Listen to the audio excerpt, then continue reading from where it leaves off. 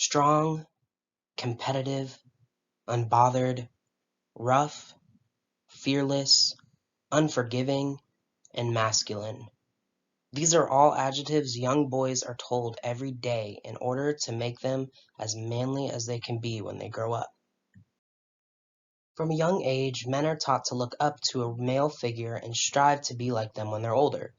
Most boys choose athletes, actors, superheroes, and sometimes their dad.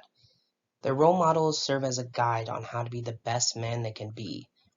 The boy grows older, learning how to act like and sometimes even sound like that role model.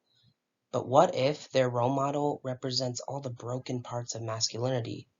What if this boy ends up looking up to a figure who represents emotional baggage, abuse, and violence? The role model that boy tried to embody has now led him down a path of brokenness and a false sense of safety. Toxic masculinity is the social pressure we have put on men in order to make them seem man enough and behave a certain way. Toxic masculinity has taught us that men can't act too feminine or dress a certain way. It has led us to believe men have to be dominant and powerful. It has taught us that to be a real man, you have to have certain characteristics like facial hair, certain hairstyles, and personality. But the one thing toxic masculinity has had an intense grip over is the way men are to process emotions. We are taught men must hide their emotions and act unfazed in order to appear masculine. Crying has been recognized as a sign of weakness and fragility.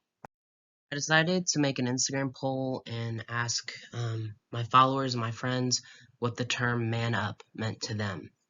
And these are the things that they said, and these are all things said to boys and girls in order to get them to toughen up and get over whatever they're feeling. Much like masculinity, this phrase isn't inherently toxic, but it is associated with the idea that we can't have time to process our emotions. We must keep going, and usually this means just bottling up our emotions until we physically can't take it anymore. Growing up, I lived with my mom and my younger sister, so my experience on what makes a man and masculinity is different from a lot of people. I was taught that expressing emotions were good and holding them in were bad. My mom taught me that being a man was about respecting people and not trying to be something I wasn't. She made sure that I was able to feel loved and that I could express myself authentically. She didn't pressure me to conform to any sort of standard, and she let me develop into the person I wanted to be. As I grew older, I never truly felt like I fit in with other boys in my class, and I think that's because I was raised to value expression and emotion.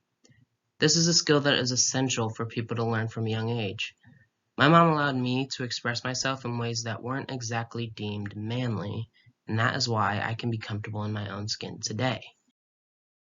Now, nothing's going to change if we don't take these skills and the things that we've learned and bring it up into conversation in everyday life. We have to talk about expressing emotions and why that's important, especially in young men. We have to make sure men feel like their emotions are valid and don't let the stigma of toxic masculinity win. And we have to tell people it's okay to cry and it's okay to reflect on their own feelings. Now, it goes without saying that we aren't perfect, and there are some stigmas that we as human enforce every day. But we need to recognize that as an individual, we have a bit to learn when it comes to unlearning certain things about masculinity and expressing emotion. We need to understand that as a man, our emotions are valid. And we need to understand that gender norms are made to make other people comfortable. Harry Styles is a prime example of someone who has essentially said fuck toxic masculinity and gender roles altogether. He is always sporting dresses and bending the status quo. He speaks all the time in his music and in interviews about how the most masculine thing you can do nowadays is be vulnerable. Toxic masculinity has caused us to equate vulnerability with weakness, but vulnerability is so much more than that. To be vulnerable means rejecting how society thinks we should act and being our most authentic selves. Now, toxic masculinity isn't just going to disappear overnight, but we have the power to dramatically influence the way we view men and emotions.